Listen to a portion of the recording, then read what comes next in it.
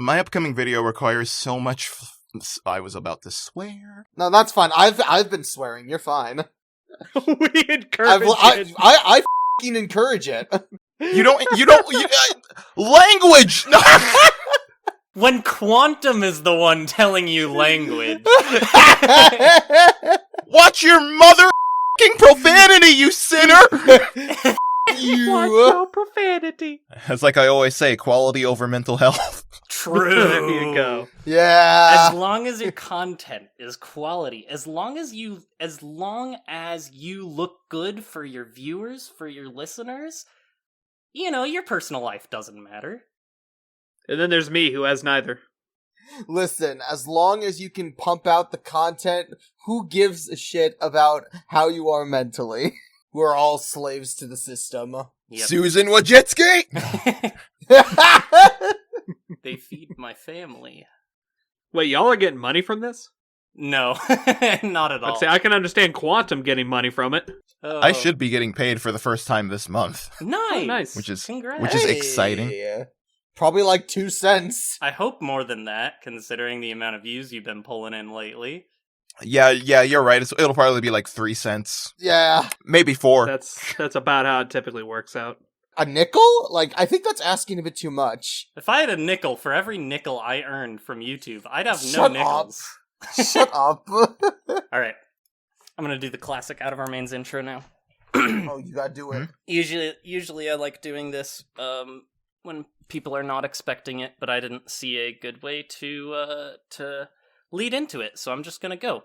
Hello, everyone! Welcome back to Out of Our Mains, the show where we're out of our mains, and you probably are too, because you're listening to some hopeless, colorful horse addicts ramble on about a show meant for little girls. I'm Maynard. We've got Robert here today. We've got Ambazar, and of course, our special guest, Tara Strong! Tara, I like Sparkle! Dear Princess Celestia, it's the 4th thickest pony here to deliver. I broke another throne. I'm so sad. Wow. It's the real Starting Tara off Strong. No, so... Okay. No, we don't actually have Tara Strong. Unfortunately, we're stuck with QuantumHippologist. Yeah, this is the next best thing. We had to settle I'm for sorry. second best. That's how it was. Yes. This is the biggest downgrade I have ever seen. No, it goes God, Jesus, Tara Strong, then QuantumHippologist. Yep, so 4th best. Lauren Faust is somewhere in there. Below Quantum.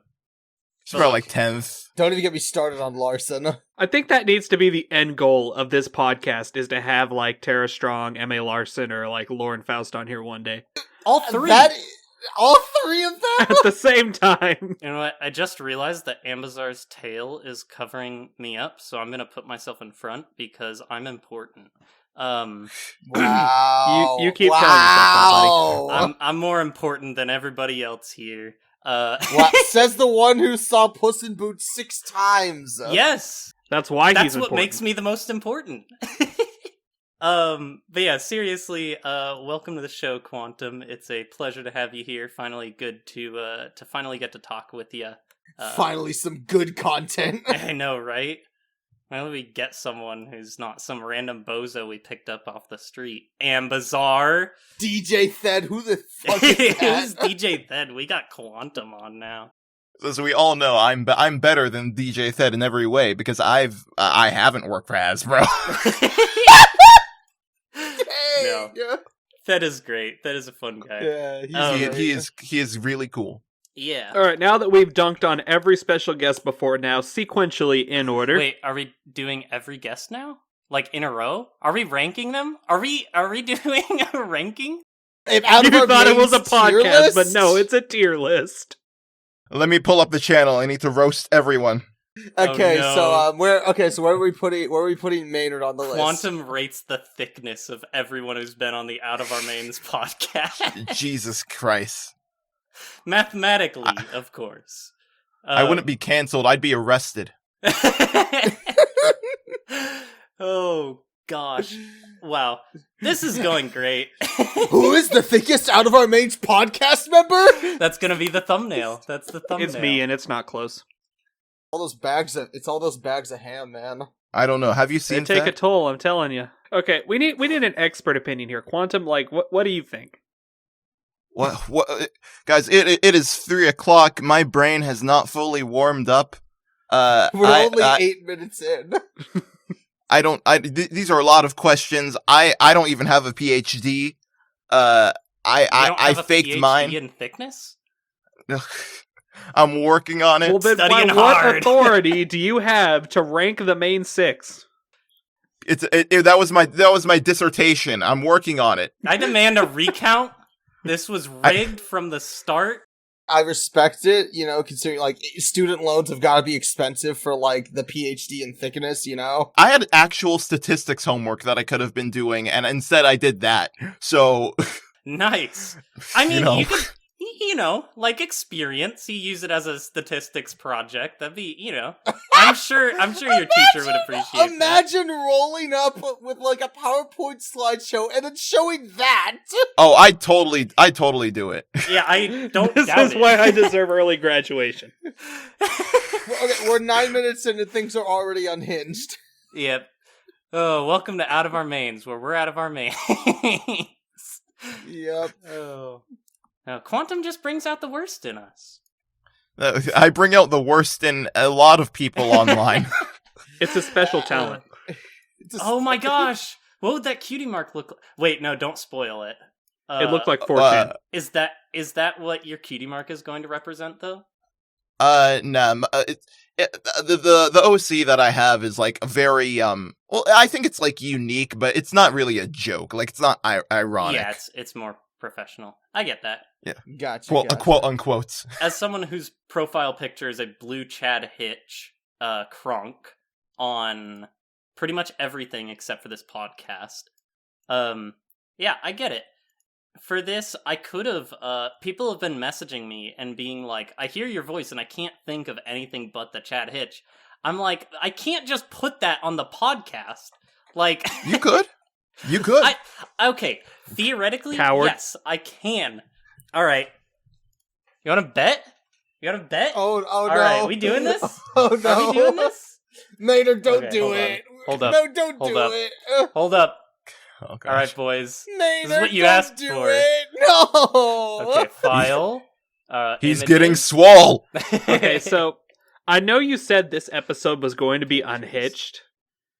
Or unhinged. Unhinged. But Unhitched. No, wait. no, it's going to this be very hitched here in a minute. Here we go. Maynard, don't do it. Alright, everybody. We've done it. He doesn't talk. Oh no, wait! I screwed it up! Oh no! Maynard. Wait, hold up. I gotta set this. Wow, I am. Wait, what if you do the original color for, like, talking? No, here we go. I could do that, but no, I think this is better.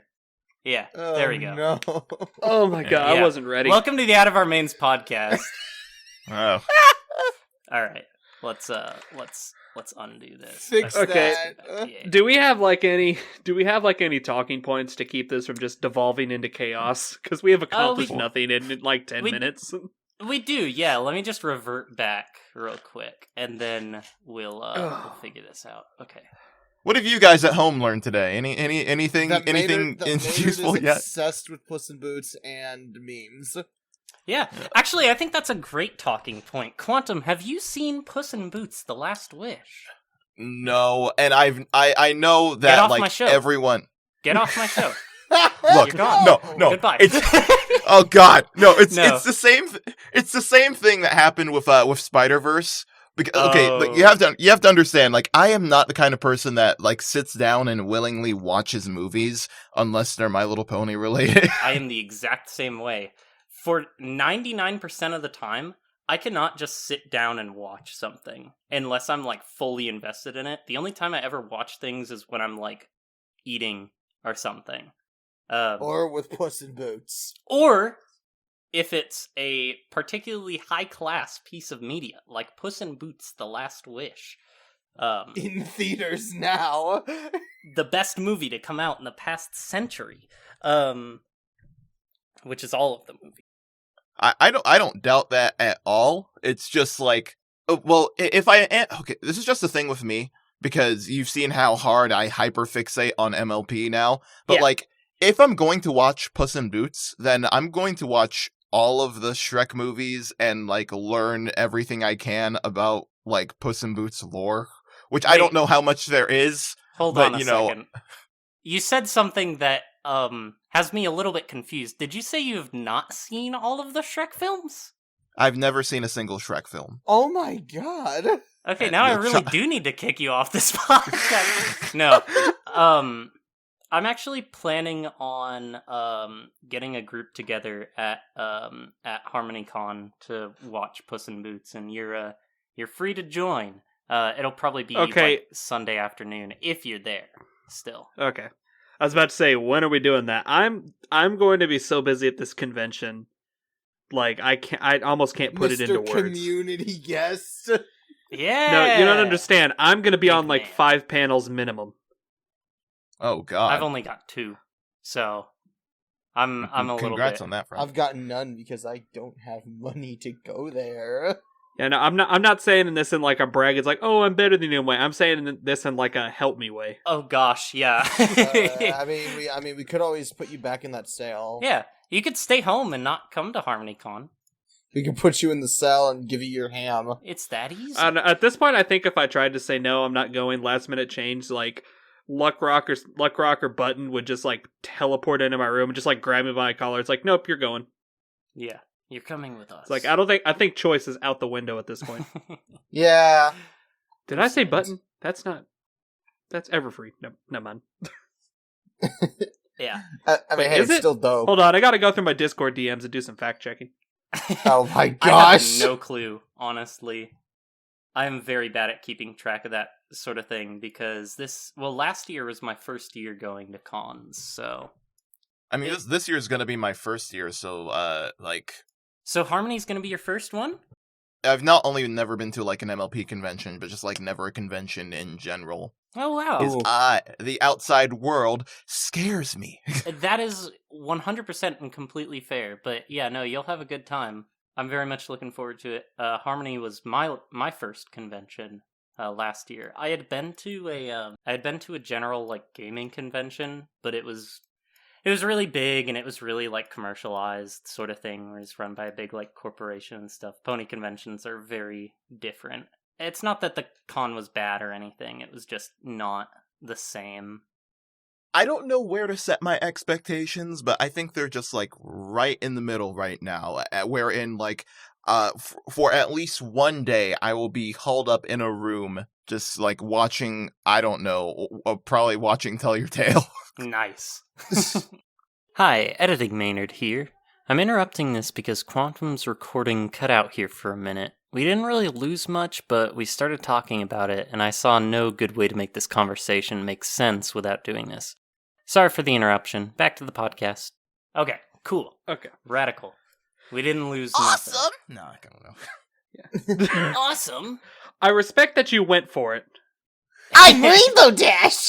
See, you guys were asking about the times that I need to do a random Rainbow Dash impression, and this is Yeah. what I meant. I See? get it. Yeah, I get it now. See, I'm not crazy. I'm not the only one. Not crazy, you guys. Please believe me. I don't believe you. I'm not crazy. I'm just out of my main. My Little Pony. Okay. Now, after that joke, Maynard, I expect you to play like the My Little Pony credits theme. Yeah, I know. That's what I was doing. Yeah, there we go. It's actually pretty crazy. I know a lot of people who this time around it's actually going to be their first HarmonyCon. A lot of them are panel actually. Both Quantum and Pearmare, it's going to be their first. Their first HarmonyCon or first convention? First convention. Oh wow, nice. I'm trying to think. Okay, I totally didn't forget who else is on our panel. Oh yes, Starstrike. It's going to be his first too. Oh, okay. Wow. Yeah, I went there with a friend, and I knew literally no one. But now, there's plenty of people I've met over Twitter, over Discord, etc., that I'm going to get to meet for the first time, which is lots of fun. Oh yeah, that was me last year. I didn't even have a YouTube when I went last year. So it is impressive how quickly things change. We had the podcast channel, but it was very much in its infancy. And some of those old videos are less than quality. Yeah. So, what was I gonna say? Something important. Probably Definitely not. something intelligent. From me? Really? You expect that? I like how it went from devolving I'm into honored. chaos, and now we're just like, okay, somebody say something interesting so we can build off of it. Dude, Maynard is the least intelligent person I know. So, Quantum, what are your thoughts on the current state of American politics? Oh no, we're not going there! We are not going there! Well, like, Oh god. You don't have to answer that. You don't have to answer that. Because the joke I have right now is way too dark. So I'm just gonna say, like, I think it's A.O. bad and just move on. Ayo bad. I'm Cool. curious about the joke now. If it's too You can dark, say the I joke, can't I'll cut say it out. I regret voting for Celestia, but her whole speech on bombing the zebras went a little far in my opinion. And that is a Fallout Equestria joke. God, when Oh my it's my time to make a video on Fallout Equestria, that's a time that I can freaking wait for. Jesus Christ. Oh no. So Oh, no.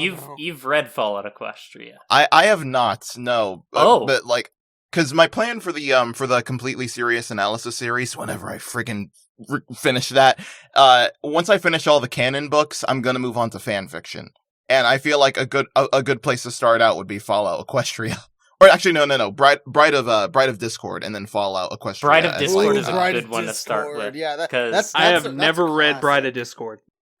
Neither of I watched Shunk's video on it, but that's like Same. the only experience I have with If it. you don't want to read it, there's an audio drama on it. I know of that thing's existence. Like, the only reason I made a fanfiction account was to read Sunset Shimmer fanfiction. You know what? Nice. Yeah, that's fair. Yeah. And now it's just sort of collecting dust. But like, I'm gonna read all the big ones eventually. Just I'm have more a of lot on my plate. I'm more of a writer instead of a reader, to be honest. I respect that. I've written stuff too. Nothing safe, but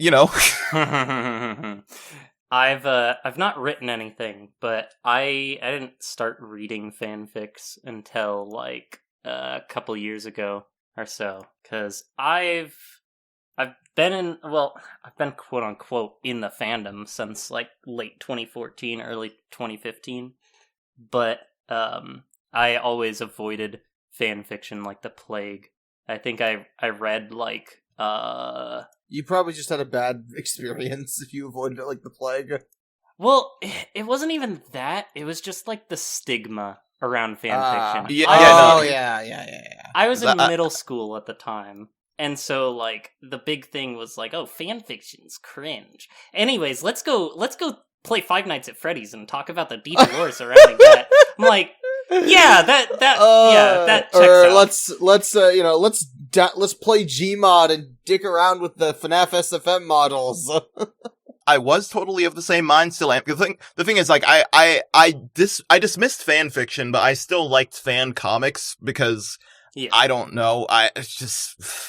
So yeah, no. I guess like the comics to actually just reading was a logical progression, and for what it's worth, there are like very good stories out there. Yeah, and like the thing is, like when you think about it, like even comics are still like fan fiction. Right.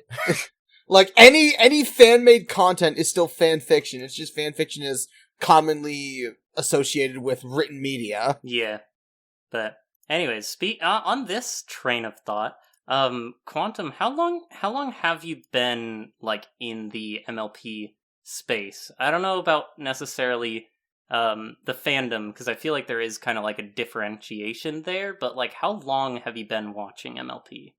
That's an interesting question because there's technically like two answers so I was into MLP like 2013-14, but I was in like the 4th to 5th grade. The thing is like I was because I wouldn't call myself a regular fan of the show. Like I was definitely more into the fandom side of stuff. Like I was watching Friendship is Witchcraft. Nice. I was looking at like Sonic versus Rainbow Dash and all that stuff. Oh, like I remember that. I Gosh, was you're taking definitely me back, man. Yeah, I was definitely more of a brony like when I was 9 than just like the general demographic that MLP was expecting to pull for the show. Yep. So that said, like I watched all. Well, I don't know if I watched all of it, but I remember watching episodes from seasons 1 through 4, and then I remember seeing the beginning of season 5 of Starlight Glimmer. But I also think that was around the time where I was starting to get bored and just sort of entered my like shonen anime phase. Oh. So yeah, that was like the first wave, and then like what 2 years ago now, and then it came back with a vengeance. Yeah, like 2 years ago now, I saw My Little Pony: Friendship is Magic on Netflix, and I was like. I was getting out of my Homestuck phase, because Homestuck, if for those that don't know, is still freaking going on, and it hasn't continued in 3 years as of this point. Wait, I So- thought it had ended. It ended. Oh. Homestuck ended in 2016, but there was a sequel series that started up in 2020, Oh. Oh. and that's not counting the Homestuck epilogues and like the tie-in video game series. But like, yeah, no, Homestuck 2 happened, and it hasn't continued in like 2.5, 3 years at this point. So I got so bored and upset with Homestuck that I just decided, oh, hey, I remember this show. I guess I'll give it a watch. And yeah, that's how that started. So like I said, the hyperfixation, it came back with a vengeance. Yeah, well, the hyperfixation jumps from fandom to fandom, but yeah, no. Honestly, same. I have that, that's with me as well. I hyperfixate on so many different things. Yeah.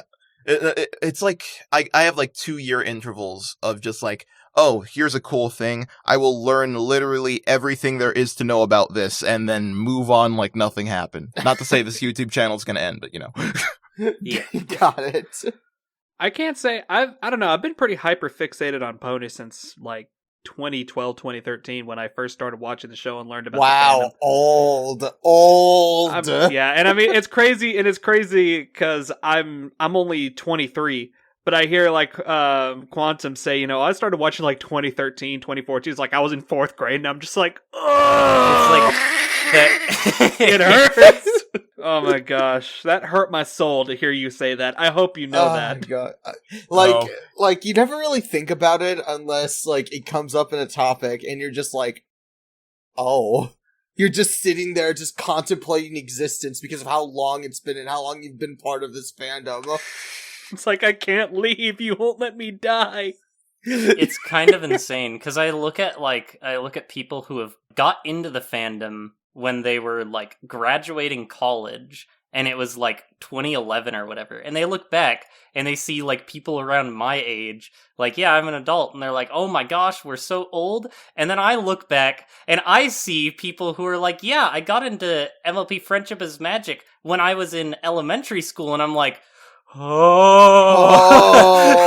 say I feel really bad for like all the people who are creating content in like 2011, 2012, and now they're like in their 30s. Oh Yeah. gosh. It's like I talked to Isn't Prince that- whatever, and I'm just like, how must he feel? like that's gotta be crazy. Yeah. Hi, Little Shy. I know you're watching. I always feel like this when I look back at like when consoles were released on certain days as well. Like, have you ever just looked back at like the release date of the PS2 or something? Yeah, the Nintendo Wii came out in what, 2006? Yeah, 2006. Luckily, when the Wii U becomes old, then I'll start feeling the age, but I'm okay for now. The Wii U was released like 11 years ago, bro. That's still wild, but it's not like it's not 18 years old. It's not like 20 years old. Then I'll start to feel like really existential about everything. It only Yeah, I just got now that. processed in my mind after you said that the Wii U came out 11 years ago, how long ago 2006 was. Like when the Wii came out. I said that, and I said those words. I said, oh yeah, 17 2006, years. that's like 10 years ago. That's really Yeah. old. And I'm like, wait, Add 7 to that. that's 17 years ago. Yeah. Twilight got her wings 10 years Oh ago. yeah, I guys. saw the anniversary thing for that going around. Oh yeah. Congrats. I got into the fandom literally like 2 weeks before that episode debuted, and then I just like went on to all these chat boards and stuff I just found, and everybody's like, well, fandom's over, good night. Yeah, you jumped. And I'm like, in wait, right. what? I just got here. It's the meme of the guy holding the pizza and he walks into the burning room. No, you know what? No. I definitely, because I remember the moment when Twilight got her wings. That's right. So, like, it was, I watched the show in, like, somewhere towards, like, the tail end of season 3. Yeah. Mm-hmm. Huh, wow. Okay. Yeah, I got into the fandom right before the massive, I want to say it was the biggest hiatus in the show. Maybe it's just, like, looking back at it, it feels so long since I was a lot younger. But between season 4 and season 5, like, I got into the fandom right after season 4 ended. So I binged the show. I believe I got in around that time as well. When I got into it, I want to say the biggest hiatus was between season 3 and season 4. I don't know if that's right. But yeah, when I got into it like right in the middle of season 3, because seasons 1 and 2 were on Netflix, and then within like a few weeks of me like discovering the fandom and starting to get into the more internet side of it, Twilight got her wings, and everybody was talking about how it was like the worst possible outcome for everything, and how the whole fandom was just gonna die. Nowadays, we just sort of accepted it. And then teasers for Equestria Girls started coming out right after that. Oh yeah. And everybody was like, ah! Yeah. And I'm just like, I don't understand why everybody's so angry. It's so crazy how quickly people can jump to, like, doomsday scenario. Like, well, in 2 weeks, everyone in this fandom is going to have completely dropped the show and is done with it. This fandom is, like, the biggest, most dedicated fandom that I've ever been a part of. Ever. Yeah, 10 years later, we're just like, don't let the flame die out! Save the conventions. It's like 2 of us are there. And one of them's Saberspark. Yeah. Because you won't let him go. Yeah, he's just not because he wants to be there, it's because we won't let him leave.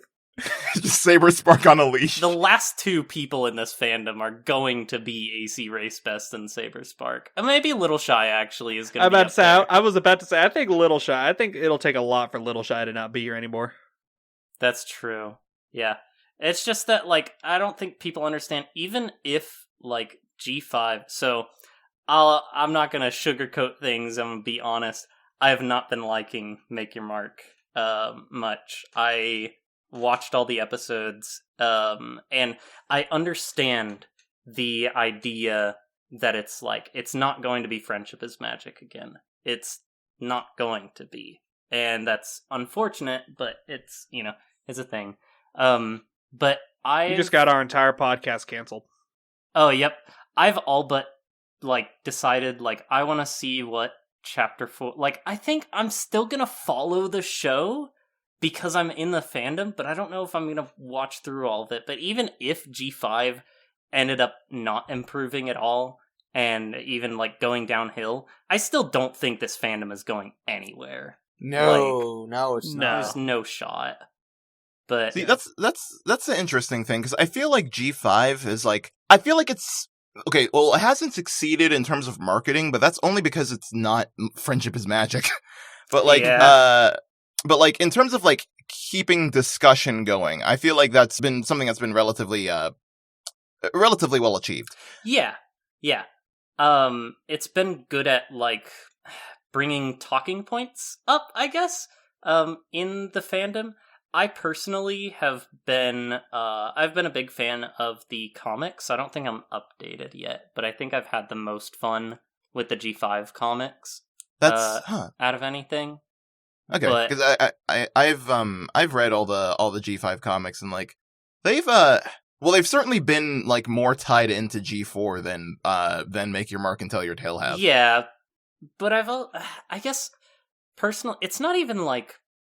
I don't know, maybe it is about that. I don't think it is, because I adored the G5 movie. I think that movie's great. I've seen that movie more times than I've seen Puss in Boots so far. I've only seen the movie once, but I actually was thinking about seeing it again, because it was a really good movie. Yeah, I love that movie to death, and it has literally no connection to G4. It does have a connection, but not to, like, the extent that the series is doing. It doesn't have Twilight in it. Yeah, it doesn't have Twilight in it. Well, it did. Only her action figure. It did, but only in, like, the opening segment. Oh, you know what? That's it. That's what it is. I was like, Sunny's a brony, and that, that's as simple as my tastes are. Sunny's a brony. I do have a bad habit of, like, I guess I wouldn't say 100%, but I can kind of tend to, like, just agree with the general populace when it comes to certain things. Oh.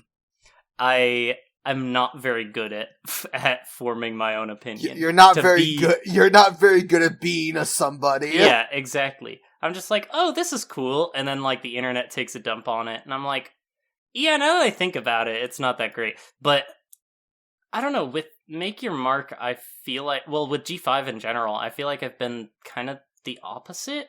When the movie came out, I feel like a lot of people were into it, but a lot of the people that were around me weren't really liking it. But I was like, I don't know, this is really good. I liked it, yeah. And then with the series, it feels like most of the people I've been around have been super into it, and I've been like, I don't know. It hasn't captured me exactly. But Make Your Mark has been decent. I think as far as a lot of the writing, because I've seen all the episodes, and I'm eventually planning on doing videos. I think it's been playing it a little too safe. A little bit, yeah. I mean, the writing's been decent. The one thing I have been happy about is that the animation has been getting better and better. Oh yeah, that definitely. is true. Yes, but I think a lot of people that I've been talking to that are like really into G5, a lot of them say that like Tell Your Tale and the comics are actually where you really want to go for it. Which is funny because I'm not caught up on either in the slightest. I didn't really enjoy Tell Your Tale that much. But I've heard that it got better. Quantum, you're pretty caught up, right? Yeah, I'm caught up with everything G5 related. But okay, elaborate. Give us your thoughts, because we've kind of just been talking over you. But no, it's cool. So like. My whole thing is that, like, when I watched The New Generation, I thought it was, like, really, really excellent, but I also knew that the show would not be as good. Like, my expectations were still very low. So, like... Yeah, I gotcha. But the problem is, like, when Tell Your Tale came around, I was fine with it. I enjoy Tell Your Tale. There are reasons not to like Tell Your Tale, but I still do, like, enjoy it a lot. But when Make Your Mark Chapter 1 rolled around, my very low expectations were, like... It didn't even meet that, which made me very worried because, like, man, Tell Your Tale Chapter 1 is so awful in retrospect. Yes. Like, it is. Yeah, Make Your Mark Season 1.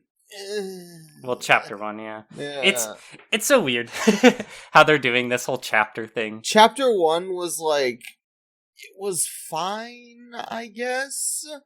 Nah, like, in terms of animation, it was pure garbage. The animation was awful. Yeah, and in terms of, like, in terms of writing, it was okay, I guess, but, like, the performances were good, because when are they not?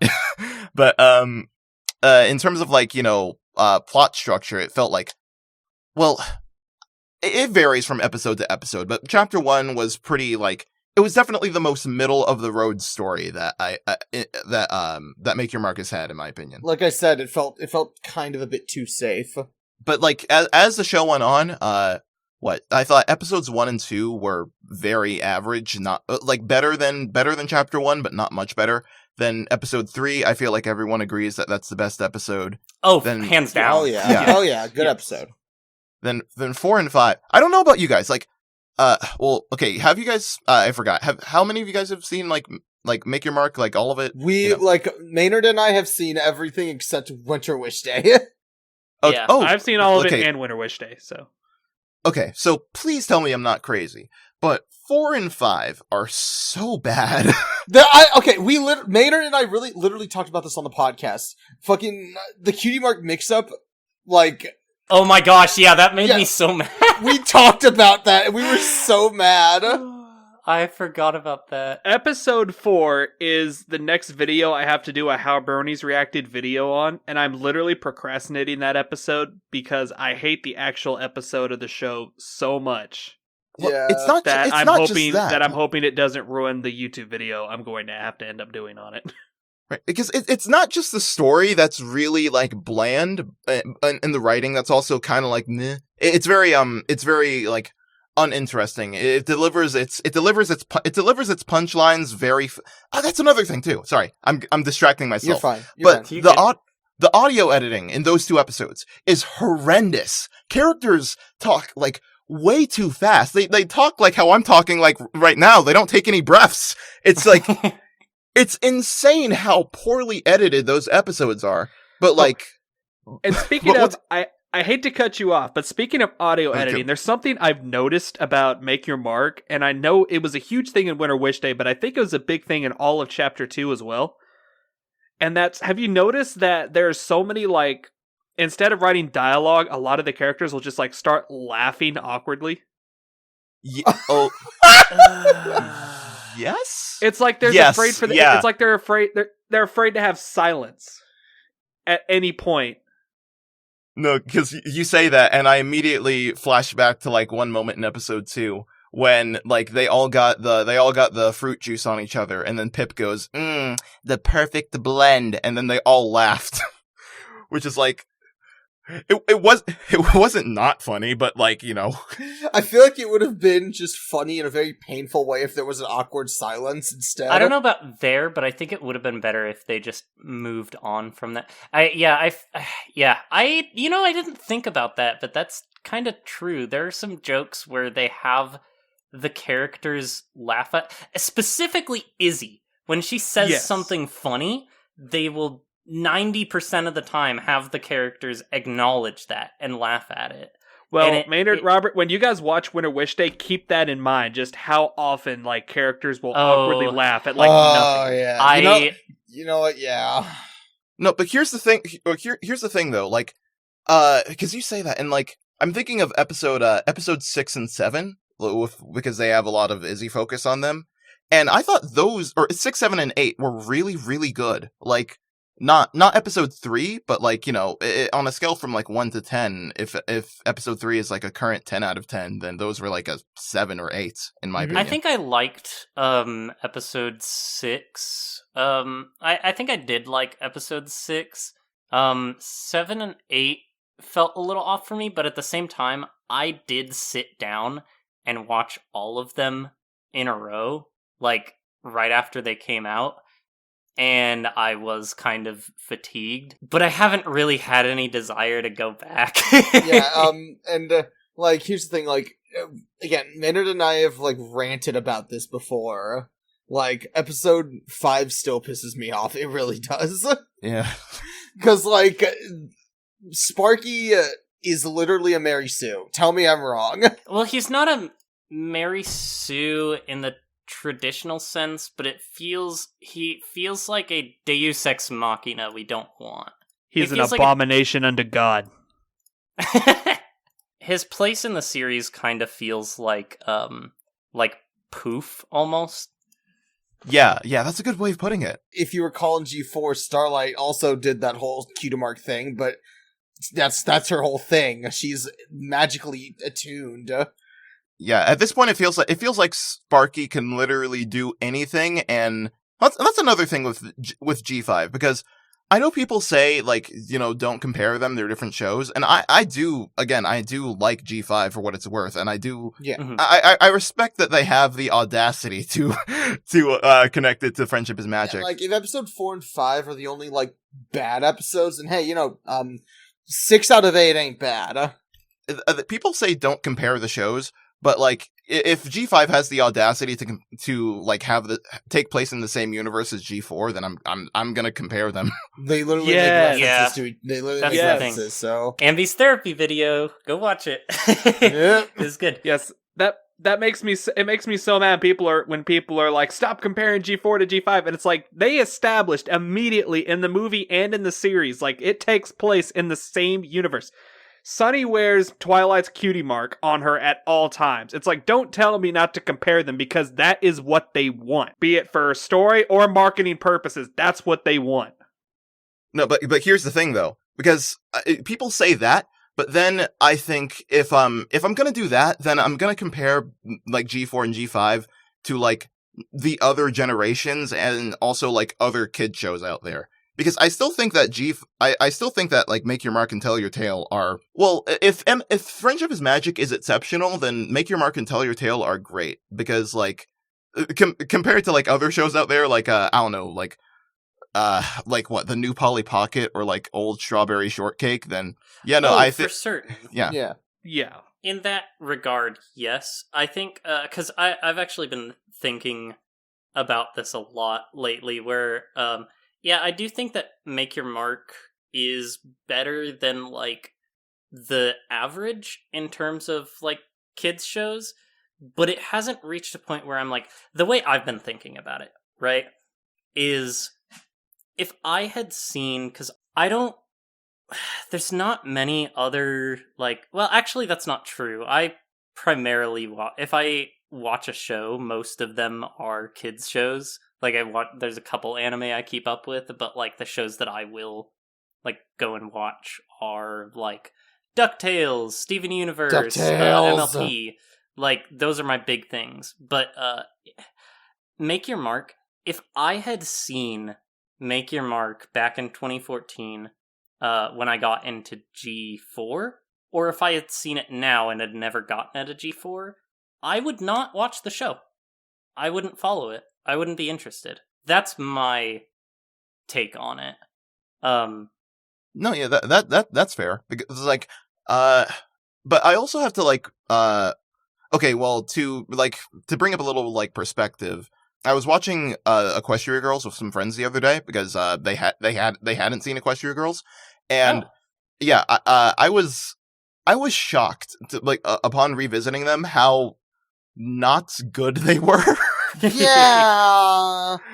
So like, I have to wonder, like, if that was someone's first exposure to like MLP, would they get into the show? And then like, I also have to question, like, you know, how good were like the initial because there were some like really kids show feeling episodes, if I could describe them in any way. Not to say that that's derogatory, but you know.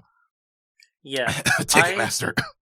I mean, I watched well, yeah, to go into the same point, when my friend told me, hey, there's this show, MLP Friendship is Magic, you gotta watch it, it's super good, and he sent me a link to a place where I can watch all the episodes of Season 1 totally legally. Right. Yeah. I started watching Episode 1, and I put it down. I was like, I don't get the appeal. Right. It wasn't until later I happened upon... My sister was watching, like, episodes. She was watching, she watched Baby Cakes, and I was not interested. Oh, yeah, that's the worst episode you could start with. Yeah. But then, I was still in the same room when, I think it's, the next episode, what was the next episode, right? The very next episode after Baby Cakes? Very next episode. I think it's Over a Barrel? The one where AJ really? goes to... Appaloosa. Yeah, to Appaloosa. That's when the show hooked me. Really? Wow. Yeah. Okay. No, I think it was the season. It was episode 14, the last roundup. Oh, the last roundup. That's what it is. Yeah. Not Over a Barrel, that was Dodge Junction then. Yeah. Yes. Yeah. And then immediately, and then after that was the super speedy Cider Squeezy. I get those two episodes mixed up. I was gonna say, if you got hooked by Over a Barrel, I would judge you harshly, because I don't hate that episode, but because like, oh god, Pinky in that episode was so annoying. Okay, for me, it was like, you know, it was one of those things where I just told myself, I've seen like Brony's the fandom like really thriving. I was just like, okay, I'm gonna watch some episodes and see the appeal. I watched, you know, like the first couple episodes, and then I was like, I don't really get it, but I'll keep going, and then I got hooked. Right, like it requires a certain kind of person to like endure the kind of kids show vibes and not like be completely turned off by it. And like MLP for me didn't really hit that point. Okay, well, there were several points. I think the show impressed me in like in Dragonshy. Then it hooked me at Return of Harmony Part 2, and then it became a consistently good show in Season 5. I think I want to say that Suited for Success is the episode that hooked me.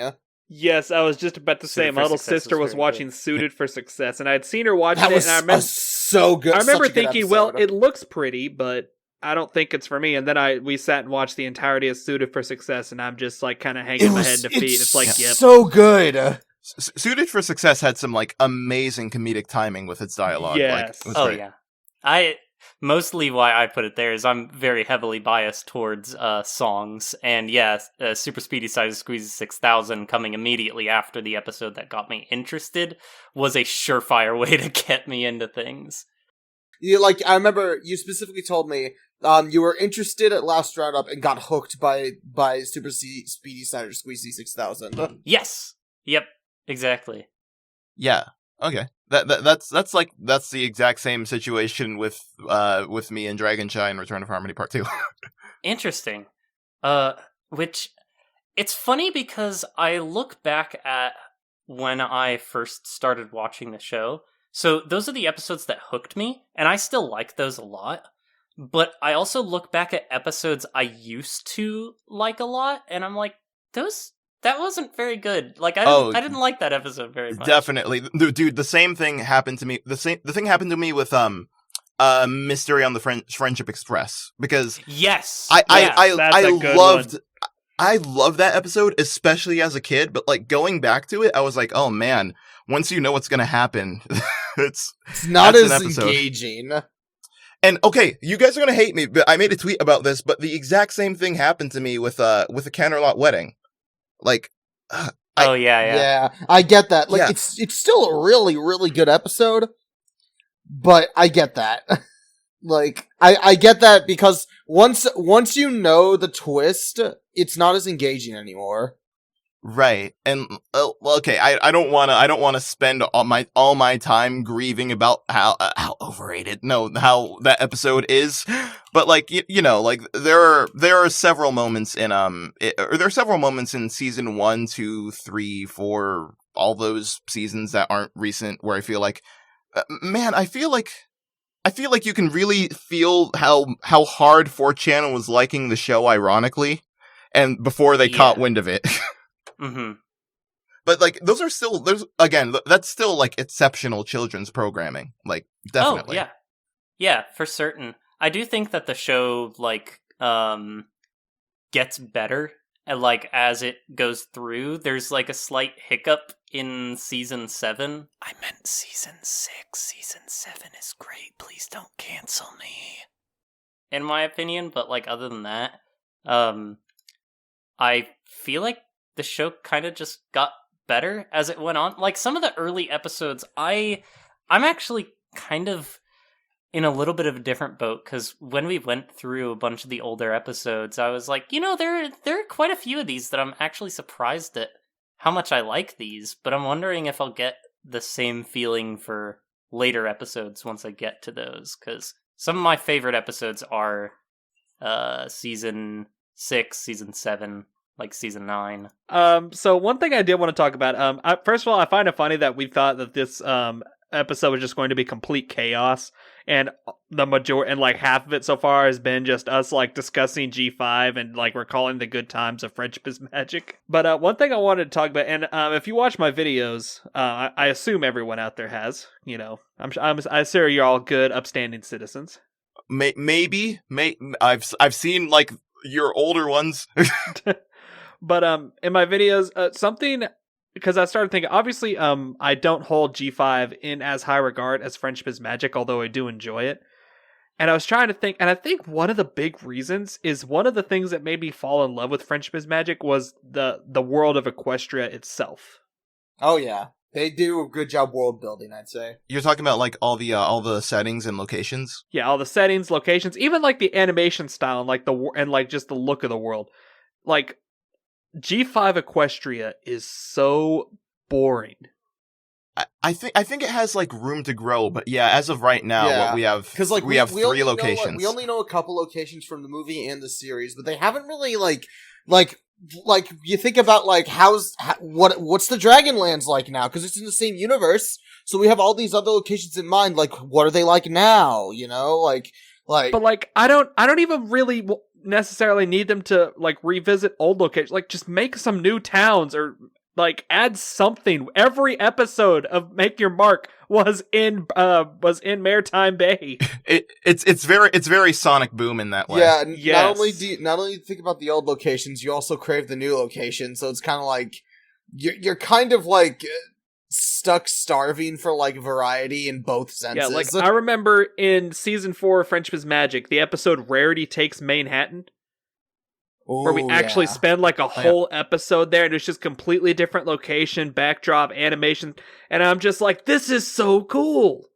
Oh yeah. And it's just, there's nothing in G5 that's had that effect so far, really. It's just, and I gotta wonder if it ever will, because like the 3D versus 2D, I feel like those locations would be a lot harder to render. Like, yeah, because they're not gonna visit locations every single episode. At the same time, though, I feel like with the 3D animation and the power of like shading and stuff, I have a feeling they could do some really pretty scenes if they do it right. But yeah, but budgets are fixed, I'm sure, especially considering the toy sales and stuff that they've been having.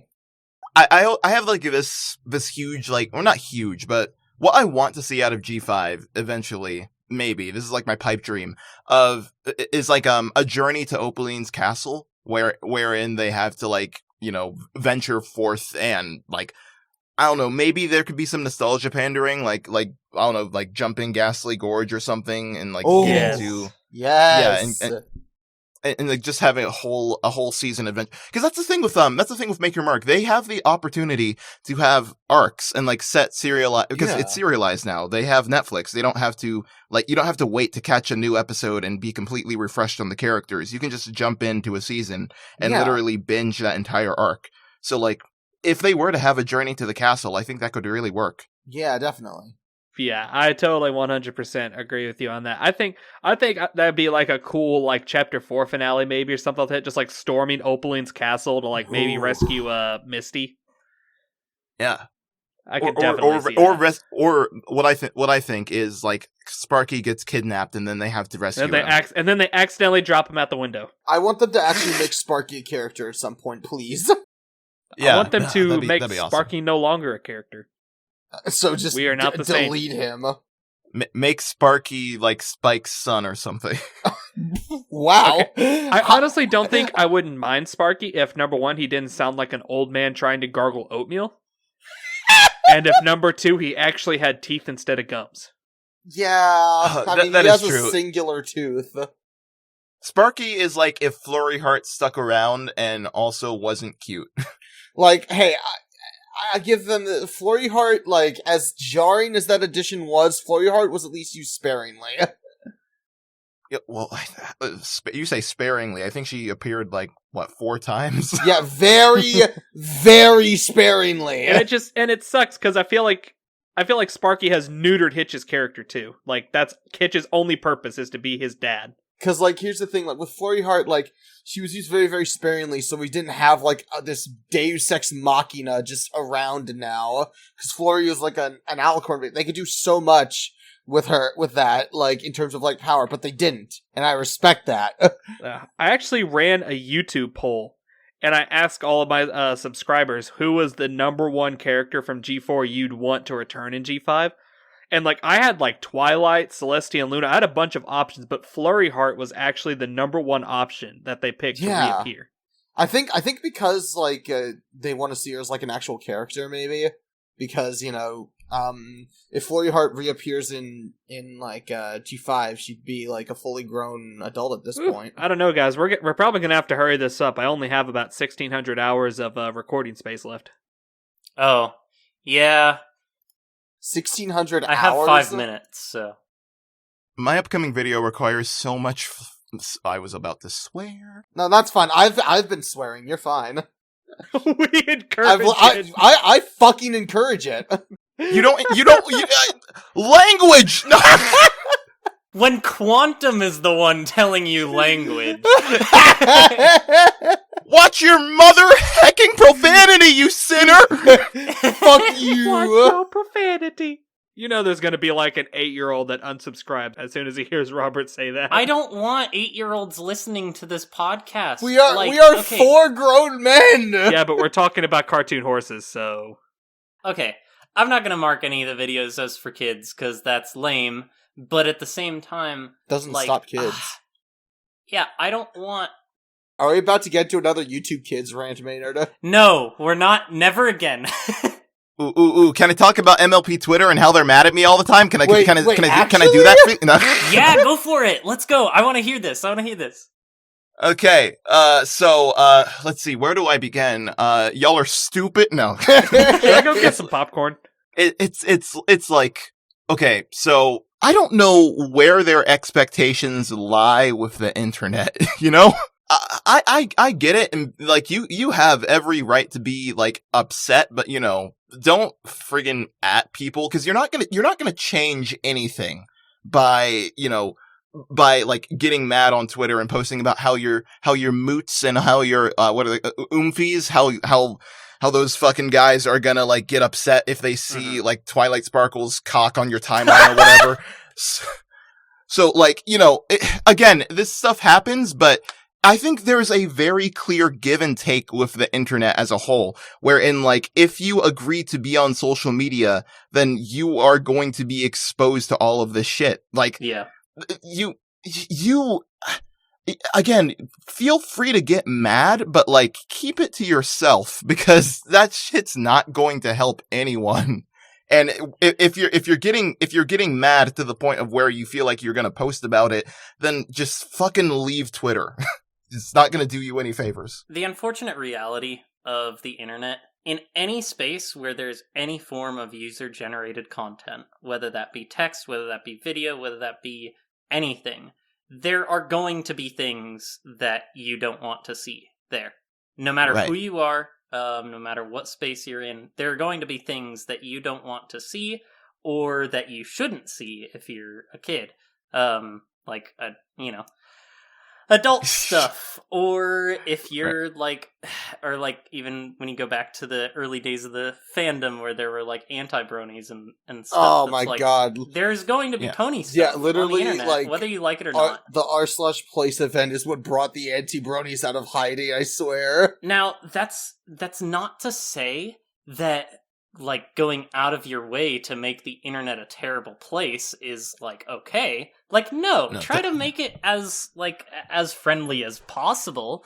But like you're asking a lot of people, Maynard. Yeah, exactly. That's the thing. Not everyone is going to care. Right. I literally said everything I wanted to say in my what was it called again? Why Kids Don't Belong Online video. Yeah. But like Twitter's got pony porn. Yeah. But to quote one of my favorite comedians, James Veach. Oh, like, yes. The internet has given us access to anything, but it's also given anything access to us. I fucking love James Veach. Yeah. He's great. Yeah, I need to watch more of his stuff. Actually, now I don't think I've watched any of his stuff. He's great. I don't think I have either. His shtick for a while was like scamming scammers, essentially screwing with scammers. Right. Yeah. He just wastes their time in the most hilarious way possible. It's great. I do that myself. Anyone listening, go watch James Veach. He is hilarious. Yeah, but yeah, I pretty much agree. In that, like, yeah, go watch Quantum's video. On why kids don't belong online, despite what you might think. It's actually the reason I started messaging Quantum was because of that video. We started talking about things a little bit in regards to that, but it's I don't mean to stroke your. I'm gonna stroke your ego here for a second. Yeah, your video on why kids don't belong online. It's a very it's very straightforward and to the point, and doesn't delve into any big. At least in my opinion, any big, opinionated stuff. Like, a lot of people who get into this argument are going to bring up, there are a lot of people whose genuine thoughts are, I don't care if kids are getting exposed to terrible things, but there are also people who are like, I don't care if the internet is an untamable mass, tame it.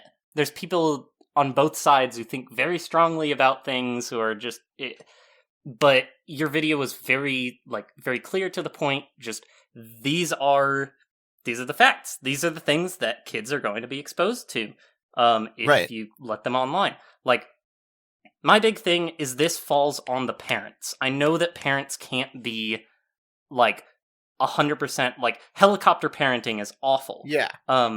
But, like, Right. talking with your kids about what they're doing online and being around them, like, engaging with them, with their interests and things like that, you're going to have a much higher chance of having a good relationship with your kid, and they'll actually listen. When they stumble into something that they shouldn't, they're more likely to tell you. Or you'll be around to, like, what do you call it? Damage control. Yeah, they'll trust the you situation. more. I feel like a big part of that was like, because, okay, this might just be my 19-year-old brain thinking about like the past or something, but like, it feels like back then parents didn't really know what the internet was, or like how dangerous it really could have been. Yeah. Mm-hmm. So take me for example. You heard me like earlier in the video. I was exposed to brony stuff before MLP stuff, meaning I saw like, you know, cupcakes and Smile cupcakes and like Smile MLB HD. series. Yeah, exactly. True So classic. I saw all of that stuff, and I think I turned out relatively fine for someone that's made a video called "Which Main Six is the Most Thick." Look, you gotta get those. You gotta get those clicks somehow, man. Yeah, I know.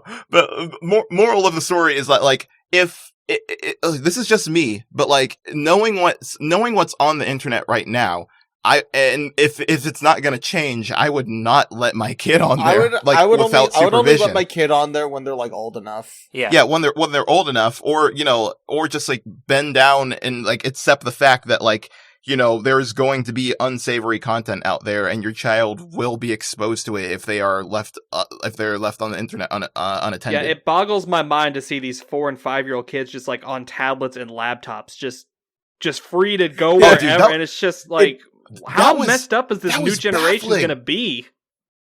No, because like that was baffling to me, because like I didn't get my phone until high school, like until I was 14. But all of my friends had phones when they were like in the 5th grade. Yeah. Like it's crazy. Like, I don't get me wrong. Like, r/YouTube kids is like a treasure trove of like hilariousness, but it shouldn't exist. It should not have to exist, but it does because of this. Yeah. Yeah. Let's not get onto YouTube Kids, because we could do an entire episode about that. In fact, we already have. Well, we didn't. We had like a segment regarding YouTube Kids. Yeah, but we talked about it for like 20 minutes. Yeah, we did. So. Anyways, if you guys haven't yet, check out Quantum's video on why kids shouldn't belong online. Really informative. Very good. Unless you're a kid, then leave. If you're a kid, then QuantumHippologist will find you and personally tell you off. I'll yeet you out the window like Ambizar wants to do with Sparky. Unless you're subscribed to the Out of Our Mains YouTube channel, in which case you're giving us views, so don't... We're gonna restrict your YouTube access to everything except this particular channel. Exactly. That's what we gotta do. Yeah, see? that's how we get No one views. is above the law except me. This video is going to be out before HarmonyCon? Yeah, so this is either going to come out the Wednesday or the Thursday before. I'm still not certain when I want to release it. Okay. Yeah, so this episode is going to be coming out right before HarmonyCon. Unfortunately, Robert's not going to be there. I'm not going to be there. But that's unfortunate. But me, Ambi, and Quantum are all going to be there. Remember to look for the guy. Yeah, look for the guy. That's like an old joke from back when you went to I can't remember which con you went to, but it was HarmonyCon that I made that joke. Last year? Yeah. That's gonna be a ton of fun. I know, Ambi, you're driving there. Yes. I was gonna drive there with a friend, but he had to cancel due to like financial issues. Quantum, are you flying? Are you driving? What's your situation? I'm flying. My grandma's birthday is going to be like a few days after, and she lives in Houston, so you know, it just sort of worked out that way. That's awesome. Oh, my mother used to live in Houston. Hey. And be sorry, I expect you to give me full Uber service. Well, I mean, I already have 2 people staying in my hotel room with me, so I don't know. What will you pay him? It's going to cost you 1 collab. Ooh. No, I'll give you. What's the G5 currency? Is it still bits? I don't know. Wait, have we? That was never established. Their faces are. I think they have like separate currencies. Probably. Okay, well, man, I can almost guarantee you if you don't know, I'm not going to. We're just gonna assume it's still Bix. Yeah, so Ambi, we're piling 10 people into your car to go see Puss in Boots on Sunday, right? I mean, I haven't seen it yet. I'd be down to do that. I don't know what kind of plans are gonna work out. I mean, I know I'm doing something Thursday night. I'm like having dinner with a bunch of people, but I don't know about Sunday night. Well, I know like it's like Minty Root and Pearmare are gonna be there. I don't know. I don't know how many people it's gonna be. I wonder if I can force myself into this since I'm gonna be flying in Thursday afternoon. Wonder if I can force myself into, hey guys, have you heard of the Out of Our Remains podcast? Yeah. I can just imagine you sitting right next to Minty Root just within a podcast episode on your phone. Right? Just like, this is the good part. I've got a trench coat and it just has tablets with the Out of Our Remains podcast on them. Hey kid. And Quantum, just so you know, you're on the team now. You have to advertise it just as thoroughly as the rest of us. Oh no! Oh no! You signed the contract. Every time you meet somebody in Dallas and you don't tell them about this podcast, you lose an organ. So starting with the least important ones, going to the most important. The epiglottis. I was thinking we start with the most important. We just remove your skin. The out of our organs. Out of our organs. out of our brains podcast. Oh, that's good. Out of our brains. That's pretty good. Out with your organs. I mean, call that the Halloween. It's special. already kind of a pun on out of our minds, so it works. No, HarmonyCon's going to be a good time. Quantum, are you on any panels? I know you're on the new generation of YouTubers panel. Yeah, I'm on that one. No others. But like, it's weird that my first convention going experience is going to be me doing a panel. Yeah. So I mean, hey, what an experience. Yeah. Yeah. Yeah, I don't know how that will frame my reference for other conventions, but like, it ought to be a thing. If I can get a community guest spot as a panel, there is no doubt in my mind that you could have done the same. I'm glad you didn't apply. This guy right here can do it. Anyone can. Wow, poor Ambi. Now the thing is, he's right though. It's like I have so many people that are going that just didn't apply to be community guests, and I'm just like, that's the reason I made it is because you didn't apply. I'm gonna wait to apply for a community guest thing until all three of us are going to a convention. Yeah, gotcha. Bro, this podcast is gonna take off and they're gonna pay us. Like I'm telling you. Yeah, they're gonna cover the expenses if only. Yep. And become the biggest podcast in the world and make hundreds of billions of dollars every day. I might have talked about this in the last episode, but it is, HarmonyCon, it's one of those, it's been this way for at least the last couple of years. It's, a lot of conventions, especially like Everfree and BabsCon, they put a lot of their resources into like special guests, like voice actors and writers and things of the like. Right. HarmonyCon is much more on the side of they put a lot more into their community guests. But it's crazy because if you look at the community guest list this year, there's a lot of smaller creators, myself very much included, and they don't have like AC Race Best or any like the Bronies React crew. They don't even have like Silver Quill, and so it's kind of crazy because they're very obviously they're leaning on fresh blood and like more new on the scene creators, and I'm kind of like curious to see how that's going to work out for them when it comes to like attendance and all of that. Because I think that could be an exciting step for other conventions if they kind of mirror that. Yeah, like I don't know about you guys or like most people out there. Like speaking to the general people watching this, but like I've not watched a lot of older Brony YouTubers. Like really? because I watched a new generation, I watched in 2021, then like moved on to a new generation. And I feel like I'm sort of, I'm not over like older videos, but I certainly don't feel any connection to those older YouTube. Like I've seen Bronies react, yeah, but that's like the upper limit of my knowledge. Well, no, that's not true. I've seen some Silver Quill videos and some Little Shy videos, but I have no urge to like watch them. I want to find like new creators and stuff. I'm about in the same boat nowadays. Like there are some people that I still watch a lot of their videos, but I don't go back and watch older like G4 videos that often anymore. It's mostly new creators like Shunks or AmbiU and Quantum. I'm trying to think of like other people that I've fallen out. I think I still watch Little Shy and Tridashy every once in a while. If I can recommend people, friggin' three YouTubers that I really think like deserve more subscribers than me. The Out of Our Mains podcast. The Out of Our Mains podcast. No, shut up! Go. It's Banquo Zero for one thing. Yes. Because he's like one of the people that I watched that inspired me to do YouTube. Then Gator Goat Johnny, I think he makes like really really good analysis. Yes. Yeah, he's pretty good. Yeah, he's good. And Cartoon Phil, or like Philoxen. Oh my I think his name gosh. is Cartoon Phil is what he's going by I now. met Cartoon Phil, he used to be Philoxen. I met Phil at HarmonyCon last year. And he is such a good guy. He makes such insane content.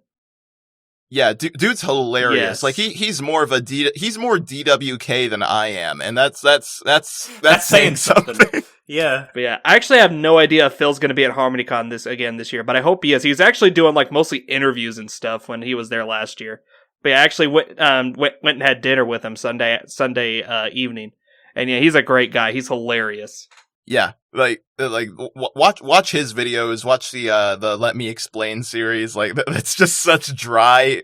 I love dry comedy, and his videos are they're like the Sahara Desert, dude. Nice. Gotta love that. Yeah, I haven't heard of either of them. I mean, I'd heard of Banquo. Banquo's very good. But yeah, I'll have to check them out. I need to follow more content creators and nowadays most of the YouTube that I watch, honestly, most of it has nothing to do with Pony. Like there are some people that I watch their uploads when they happen, but I don't watch too much YouTube Pony stuff except whenever Shunks comes out with a new video, like I'll download her video and listen to it at work. Because she does like really long form content. Speaking of YouTube, how'd you get your start on YouTube, Quantum? I know that DWK is a big inspiration for you, but other than that, like when did you start? Like, did you have any experience with it before ponies? That sort of thing. Right. Okay. So no.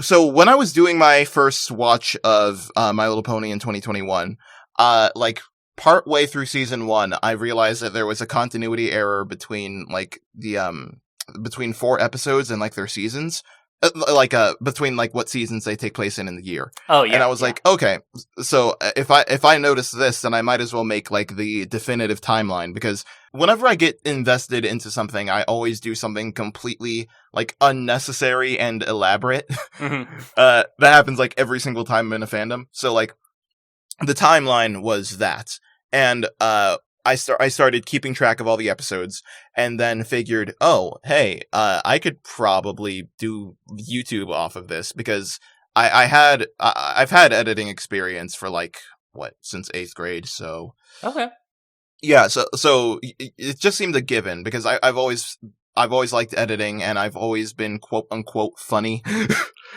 as in like I've always tried too hard. But I feel it. Yeah. I wanted to do YouTube based off of that, and the first video that I made had several iterations. Like I genuinely wanted to be like a DWK ripoff. First of all, when I was doing, I have the script of it was a totally legit recap of G1. And that script is bad. I can't lie about that. Like it's not a good script. And then there's this YouTuber named Jan Miseli, and he makes like these really educational videos. And okay. I thought, oh hey, I could do the same form of content, but just about like My Little Pony. And then I realized that'd be kind of boring. So I just decided to like buckle down, get like my heavy ass blanket over myself, record into my iPhone 8 and just make that the first video, and the rest is history. I didn't really expect for it to, pop off in the way that it did. I just wanted to have something to do. Yeah. That's Yeah, awesome. Gotcha. Yeah. I have massive respect for the jumping into a fandom and doing something just huge and crazy, because I'm the kind of person, I'm usually kind of the go with the flow kind of person. I just kind of I primarily watch content. I don't really make much. I've tried jumping into making stuff. This podcast is basically it. Yeah. I have a channel where I've done some basic stuff, but I'm not usually the kind of person who goes and does a bunch of documentation, but I feel you in the I'm in this, I'm going to learn everything about it. Although mine is usually shorter bursts. They'll be this month I'm learning how to I'm learning everything there is to know about say DuckTales, or say Team Fortress 2, Paper Mario, Undertale. Yeah. Oh, Undertale. Yeah. Oh boy. Undertale took over my life in the 7th grade. I've never played Undertale ever. Love Undertale. Andy! Out of our mains, let's never played channel. Undertale. Kill him! How and I don't plan to. Low key, how would people react to that though if we made a Let's Play channel? Let's do it right now. Oh goodness! All right, hey guys, welcome to Out of Our Mains. Welcome to Out of Our Games. Out of Our games. Welcome There to we go. Out of Our Games YouTube channel, where we force Ambazar to play games that he hasn't. It'll be a cold day, where before I sit and play Undertale. I mean, you don't have to sit and play it. You could just watch one of us play it if you really want to. No, we're making him play it. He has to experience it. Fair. But yeah, something I did want to say. I remember. Because I've been talking to Quantum for a while now. I can't remember if we started talking. It was Twitter DMs when we started talking, right? Most likely, yes. But yeah, I remember. I can't remember if you messaged me or what, but I remember. We talked for a while, and then I finally went over to your YouTube channel, and I started watching. Some of your stuff, and I remember just watching this, and I'm like, this is really well done. And at this point, you only had a couple hundred subscribers, and I'm just sitting there. I'm just if the algorithm gets this, this is gonna catch on. And then right before I left for HarmonyCon last year, or no, it was right before Everfree. You put your video out. Remember when Spike was a pony? Yeah, that was the one. Yeah, that was the one. And within I think 8 hours of you posting that, probably a few hours, I commented, I'm just bro, this is so well done, this is gonna get huge, mark my words. And then by the time that weekend was over and I was back from the convention, it was at over 100,000 views, and you had 2 to 3 times the amount of subscribers that I did. Yeah, it was 4 days where I jumped from I think it was 375 to 4,000. Yeah. Gosh. So yeah, wow.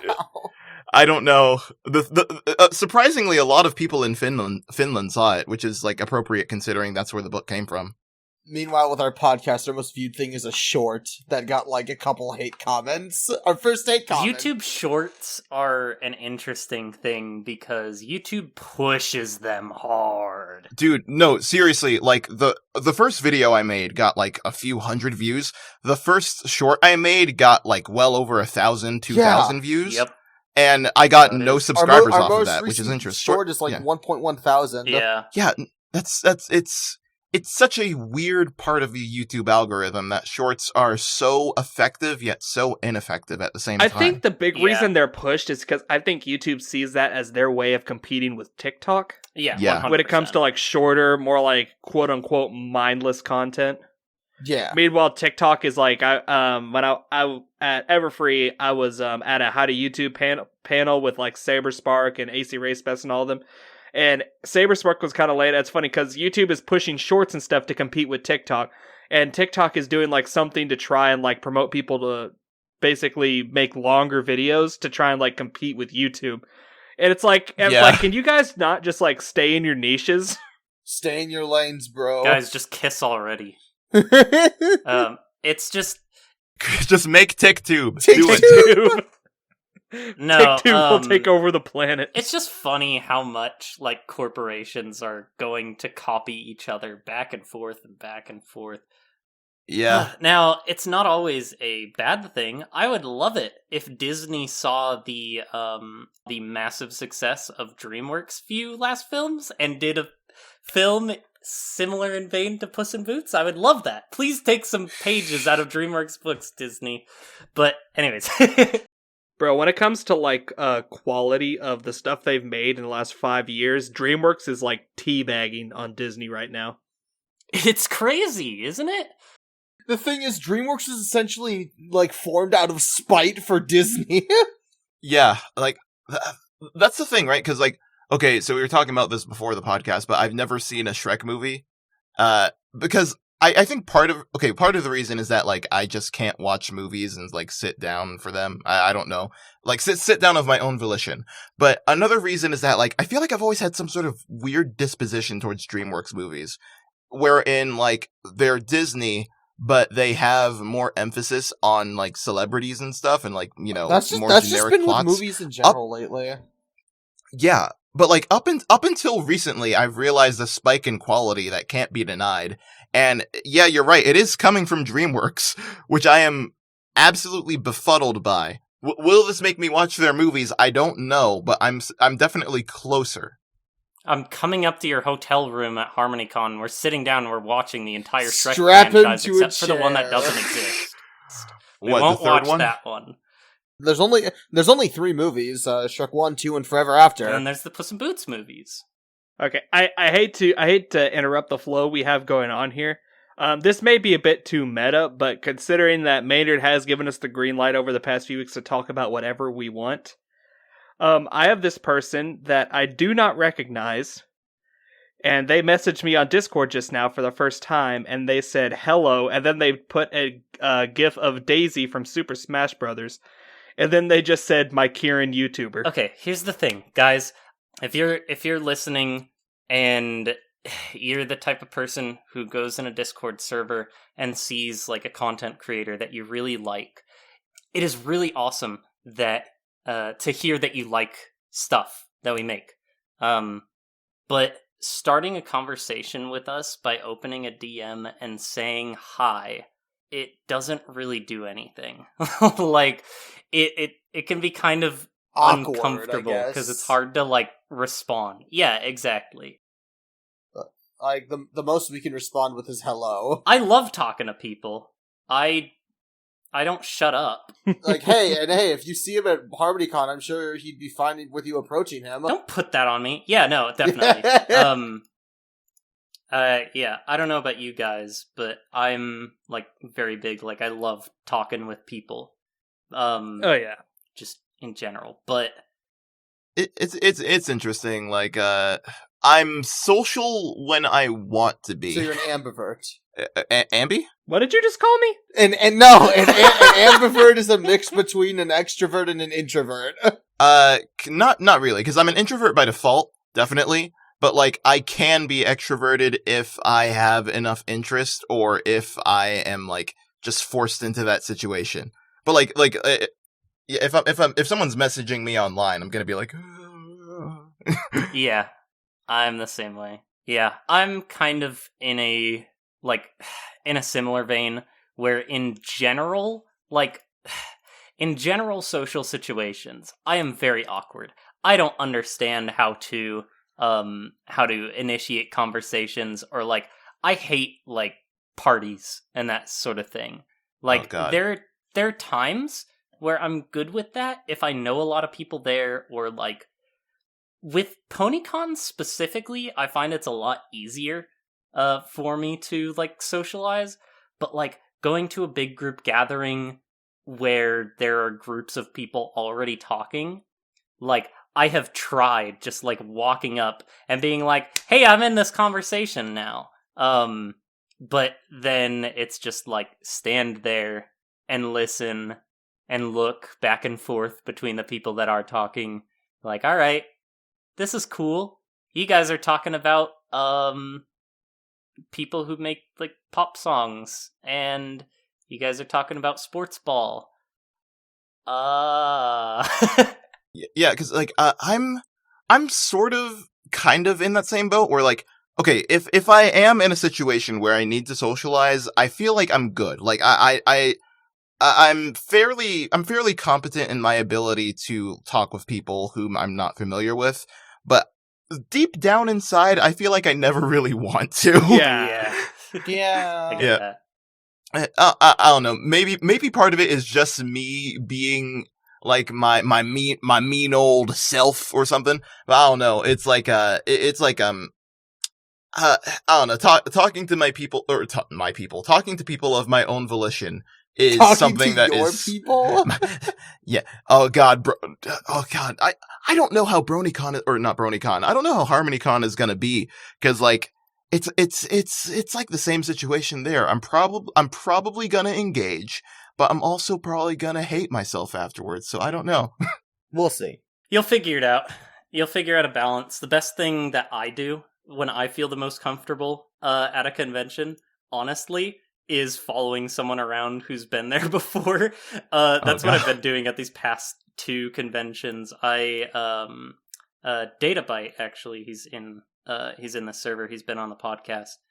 But yeah, he's been around the fandom for a very long time. Has been going to conventions since like 2011 or something like that. And it feels like he knows literally everybody. So like the past 2 conventions I've been to, I just follow him around the entire thing like a lost puppy, but I end up meeting so many interesting characters and going off on my own at different points and stuff. It's a good time. Huh, all right. I might follow suit with that. So Ambizar, get ready for me to hover. Are we just gonna have a conga line going through the entire Yeah, let's the go. entire Dallas Fort Worth hotel? No, I'm not. It's not going to be a conga line. I'm just going to stalk you like Twilight did with Pinky. There we go. Oh my god! Is it Hide in the bush. Amazar? Do you have like some sort of like ambi sense? I'm probably gonna have to develop one for this weekend specifically. Yeah. Well, it's funny you say that because you do like it seems like you are some form of clairvoyant, Ambi. Because what was it? Last HarmonyCon. You mentioned you had said, okay, next HarmonyCon, I'm definitely going to be a community guest. And now here you are. And then you go on Quantum's video and say, oh, this is gonna blow up if the algorithm catches wind. And lo and behold, the next day... So what I need to do is my next video I post, and you go, okay, this is gonna blow up. And then just wait for profit. Because I'm not gonna lie. Are you clairvoyant or do you manifest it? I don't know. Maybe... I'm not sure how it works. I have to do some experimentation. But I remember, like, when I saw your video blow up, like, on one hand, I was just like, oh, that's so good. You know, he definitely deserves it. But on the other hand, I'm just like, I feel so demotivated now. Why can't that be me? I know. Because that's what I mean. Like, okay, for the record, I am not satisfied with my quality of content right now. Like, I need to get way better. I'm not either. In terms of like, you know, there's always that little twinge of guilt that's just like, oh wow, this is what you guys like, okay? Yeah, well, it's always the video that you don't expect to blow up that blows up. Oh yeah, that's the interesting thing, right? Because like, okay, for the record, I kind of expected my Spike video to blow up, kind of, because like it had the good title of like. Remember when Spike was a pony? You'd think it'd be like developmental notes, but it's actually me talking about like the book, which you probably haven't heard of, which compels you to keep watching. And then it goes into a huge rant about like, you know, the racial motivations of Equestria and how that is like sort of handled sloppily. Like, I feel like that's a good premise for a video. And I knew it would kind of blow up, but not as much as it did. But at the same time, I'm glad that that's the video that blew up and not something stupid like I don't know, Unleash the WAP, if you guys remember that. Oh my gosh. This is a little piece of advice for like anyone starting YouTube. Like, if you're going to, and this is just something I figured throughout common sense. It's not like I have like much experience or anything, but if you're going to like make a certain style of content that you want to be known for, keep your content relatively consistent, or at least like have a good have your most popular video be a good jump-in point, and like anticipate it at least a little bit, because what I think the mentality of the average viewer is that they're going to see your video that blew up, they're going to go to your channel, and they're going to see if you have any other videos that blew up or any more popular videos. And if they don't see any videos in the same style of the video that they like, they're going to leave. So that's why I'm pretty happy that the Spike video blew up, because like by that point I had my Equestria Girls video out, I had my my 3 completely serious analysis videos out. So I felt like those were they all gave rather good context to the kind of comedy that I wanted to do. But, you know, if something like Equestria Girls but nothing happens for 3 minutes blew up, then I'd be kind of fucked. Yeah. It's like that. All right. You gotta find your audience. Yeah, exactly. Yeah, definitely. You gotta find your niche. That's the biggest thing. Is finding something that you either do better than everybody else, or something that no one else has ever done before. Yeah. On that, like, I want to keep doing live action sketches, but I definitely want to diversify my content a little bit more and maybe try some new things, because my channel's still kind of in its infancy, so I kind of want to maybe experiment a bit more. Yeah. But definitely not right now. I think in the next few months I might start trying some other approaches, but... Yeah. I think a good reason that your stuff is going well is not... I can't think of anyone else who does your style of content, Ambi, like live action MLP related sketches, because there are people who do like live action skits and such, but yeah, not anyone in the pony fandom as far as I'm aware. I think there was Reminiscent Violet. Yes, Rem does stuff, does live action stuff. Oh, you're right. Oh my gosh, I'm so stupid. Yeah, you were the first person I found. yeah, same situation. Like, you were the first person I found that did the skits. Even with Rem, he's started, if I remember correctly, he started branching out a bit as well. Like, he started doing your style of content, but is now doing some different stuff. He's kind of doing what I'm probably going to be attempt to do in the relative near future. He's kind of experimenting with different things, trying to find what he likes the best. But yeah, when it comes to the majority of my content, I'm going to be dead honest. For the majority of my stuff, I'm a huge fan of the Bronies React series from AC Race Best. Mm-hmm. And like that's probably one of my biggest dreams, is to be like on actual Bronies React. And AC Race Best is well aware of that, which is probably why he's scared of me. But yep, I would think it would be their bag of ham, but yeah, that too. That probably has something to do with it. But when I started my channel and those types of videos, literally the driving force behind it was me like, what if I could do like something like that, but it's just me? Yeah, and then I think I kind of combined that with some other like sketch and comedian YouTubers that I saw, and I just kind of settled into about what I have going right now. Because it's interesting that you say that like Bronies React is a huge like inspiration, or you consider yourself the like biggest ripping off. You consider yourself ripping off like Bronies React, but I don't really see that because of how different your stuff is. Yeah, to an extent, definitely. I mean, my main series on my channel is called How Bronies Reacted. Let's be real. The title definitely. I love how the episode that we have Quantum on, we all just end up talking about ourselves and not letting him. I promote narcissism. Yes, let's go. They call me in the club. They call me Quantum Narcissist. Yes, bro. The thing is, I keep making these jokes about how I consider myself the most important part of the Out of Our Mains podcast. I'm just waiting for people to catch on to the fact that I'm being serious. Bro, you edit everything. You 100% are. Like No. I do edit stuff, but it's definitely the group dynamic that brings people in. Anyways, is there anything that we didn't touch on? Because we've been recording for 2 hours. Yeah, it's almost 2 hours. I was about to say, like, how long are we gonna do this session? I I don't know if you still want to talk about Equestria Girls. Oh, yes. Yeah, I do want to talk about Equestria Girls. So, when I first thought about, like, reaching out to you, like, seeing if you wanted to be on the show, one of the things that I wanted to bring up is, like, what is the deal with Equestria Girls? It seems so, like, divisive, I guess. Am I using that right? Yes. It seems very, like, very controversial in the fandom. There are people who lament the existence of Equestria Girls, but there are also people who are very big, like, huge fans of it, and some people that say, like, some of the, like, a majority of the EQG content is better than Friendship is Magic. I don't know if you agree with that one, but I was talking with someone recently who put Make Your Mark Chapter 1 above, like, 5 seasons of FIM, and I'm like, what the hell? Okay? What kind of brain damage does that person have?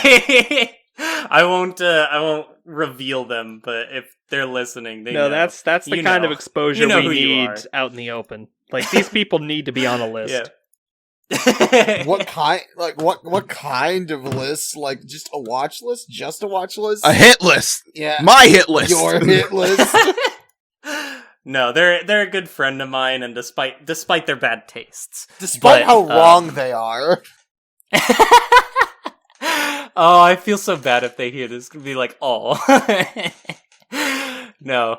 You had it coming when you decided to share your ranking of all the MLP-related content with the world.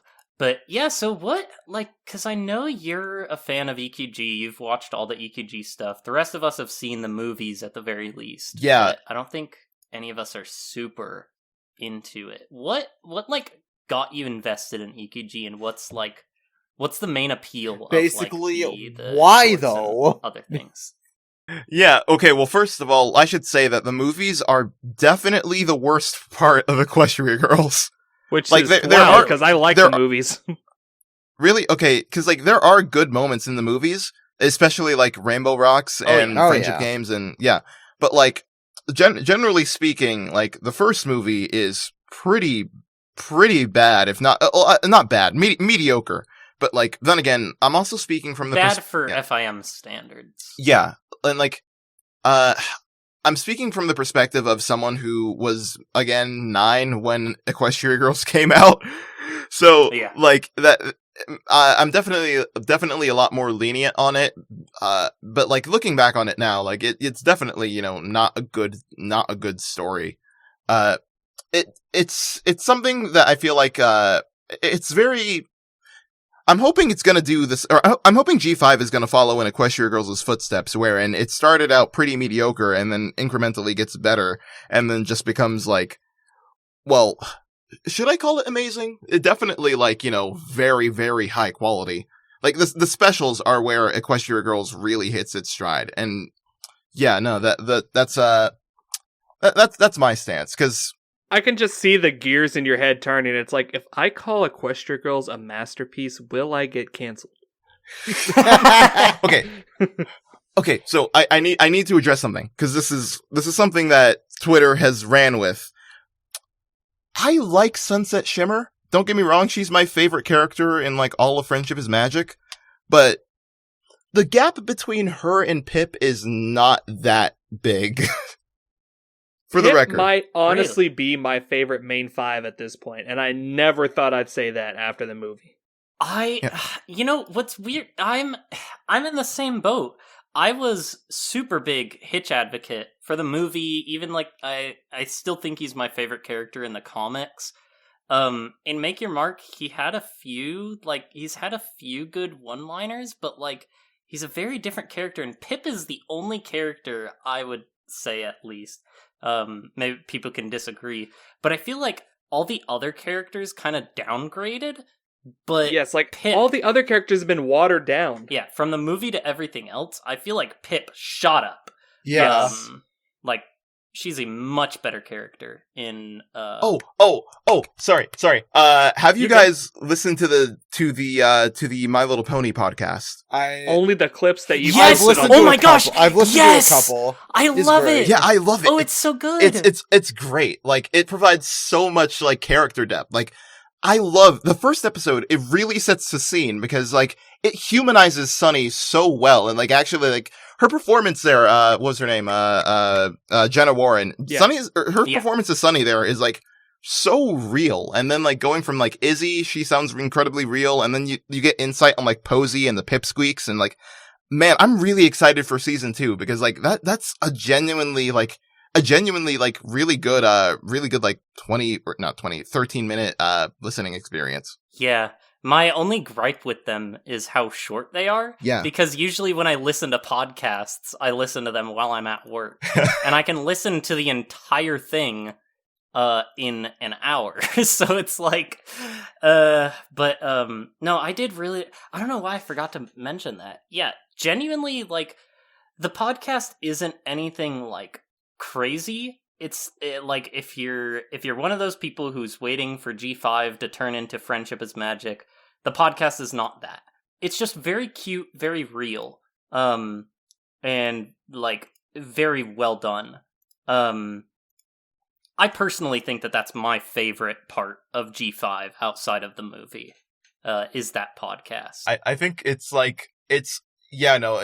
actually, it might be my favorite, other than like the kids books, not the comics, the kids comics. Because for what they are, I think they are great. They're great kids books. But interesting. Yeah. The G5 podcast. Listen to it. It's awesome. Yeah. My Little Pony, the podcast. Am I gonna get crucified for promoting another podcast on this podcast? Yeah, we have to take you out back, but and we shoot can wait you now. till after. No, it's okay. I've talked about that podcast on this podcast It's before. podcastception. Yeah, I talked about the semi-perfect podcast on one of our episodes, and I've been missing like 3 fingers ever since. Well, you don't have fingers. You. Have I hooves. talked about how I binged the entire thing over the course of 3 months. So, if anyone should be dragged out into the street and shot, it would be me. Okay, next episode. Let me get the shot. Let me get the gun. All right, next episode. All right, Goodbye, guys. Maynard. Next episode, he's not going to be here. It's just going to be me and Ambi. Have fun editing 2.5 hours of footage. Oh no. But yeah, I do really enjoy that podcast, and because of that podcast and the stuff around like the whole like thing with Jazz Hooves' ears missing, I just think that's hilarious. I love genuinely feel like Jazz Hooves is my favorite character in G5. Yeah, no, that's completely valid. Jazz is like the derpy of G5 with the animation error. In a way, yeah, but she's also like, it's not like literally just like a carbon copy. She's actually a character. Yeah. Derpy was someone that the fandom turned into a character, which is cool in its own right. But Jazz Hooves has her own character. She's bubbly, but she's kind of like, she's somewhat shy, somewhat unsure of herself. But like, when she gets going, she's like, you know, her and Pip just work really well together for a podcast. Yeah, no, it's great. It's so good. I'm upset that I have not seen a single piece of Jazz Hooves merch at any convention I've been to. That's why Hasbro's toy sales are down right there. Exactly. They are not capitalizing. All right, Hasbro, if you're listening, we've solved your problem. We know you're listening, Hasbro. We know you're listening. You know, we are the biggest podcast. We have QuantumHippologist on here. We know you're listening. I have so much political power in North Korea, you don't even know, Hasbro! We've been recording for about 2 hours, so I think it's about time we start wrapping up. All right, before we do, I have one more question I have to ask Quantum while we have him on here. Okay, yes. What color is Ambazar's underwear? No. None. What? Oh. Anyways, Ambi, go. What's your question? Okay. Well, first of all, I want to hear the answer to that question, see if he guessed right. You said none. My answer is none. Oh, no, I am wearing underwear. Good. Damn it. Good. Okay. I mean, good, Ambi, but damn I thought you learned from last time. We're supposed to be doing these fully nude. We're trying to work on our pony cosplays. You have to do it nude, man. So my question, I'm going to ignore everything I just heard. So my question for Quantum is, yes or no, would you want an Equestria Girls style human adaptation for G5? Absolutely. Yeah. Well, that's no like hesitation. there's so much potential with that with that style for Equestria Girls.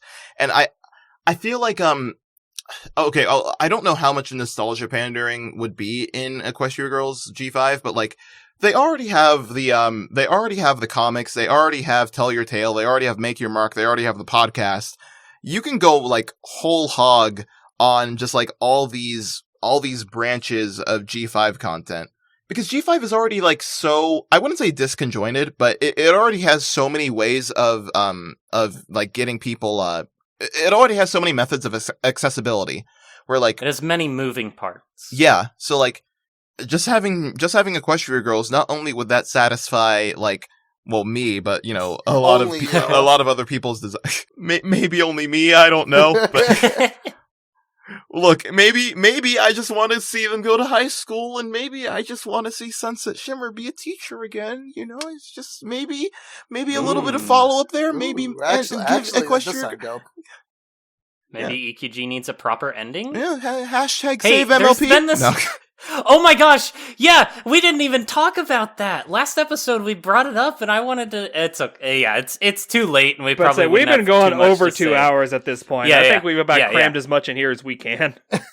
Apply everything I said about MLP Twitter to save MLP. Oh no. Okay, but worse, right? Yes. I still don't know what happened there, but that's probably for the best.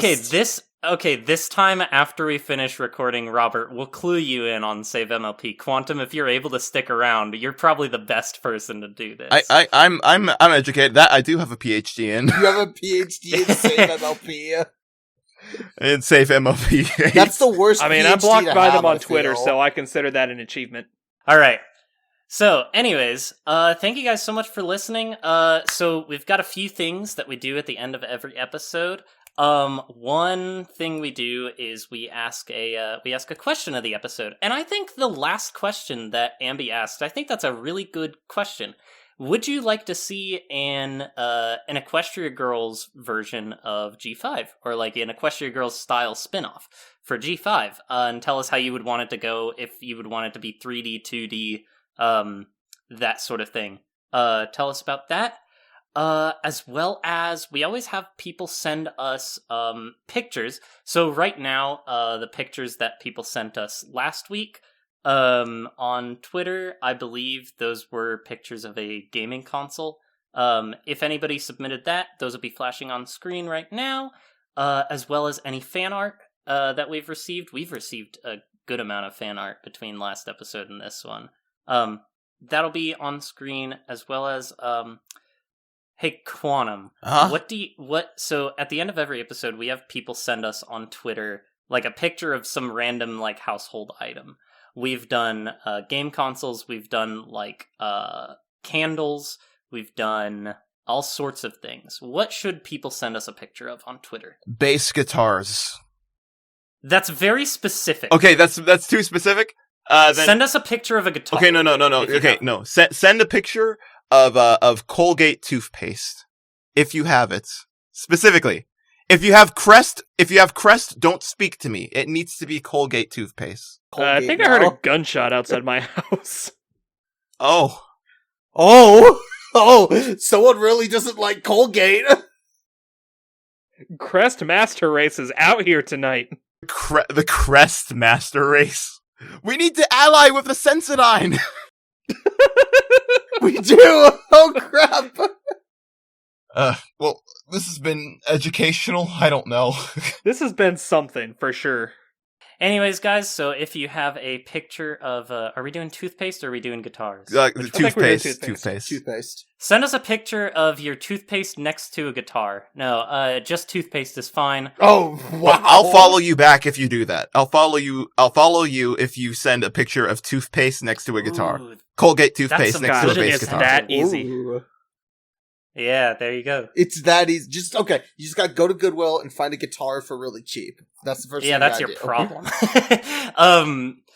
No, so yeah, send those to us on Twitter, at Out of Our Mains, using the hashtag MainPod, or you can send them to our hashtag SendPics channel on our Discord. We'll have a link to that in the description. And if you do that, your picture will appear on next episode around the time we start talking about pictures. And if you join the Discord, you have a chance of Maynard congratulating you in person. In person, yeah. I'll show up to you. I might show up to your house and shake your hand. And then you'll be invited on the next episode of Out of Our Mains. Possibly. You'll be given $1 trillion. Yeah, and let's not forget, you'll get a very special check of our entire podcast earnings of $0 I've already sent out a few checks like that. Anyways. Yeah, thank you guys for watching, and if you're going to talk about the show, use the hashtag MainPod. Be sure to follow QuantumHippologist on Twitter. I believe it's at QuantumHippolog. Yes. Right? Without the IST. And yeah, sub to him on YouTube. Anything else you'd like to promote? Alright, make sure to check out my pony fans. No. Yeah. The pony fans. I got pictures of Twilight. Aren't we all if you pony know what fans? I'm saying? If you think about it. Not that kind of pony fan. Speak for Andy, yourself. Not that. End it! Oh! Yeah. All right. Thanks for watching.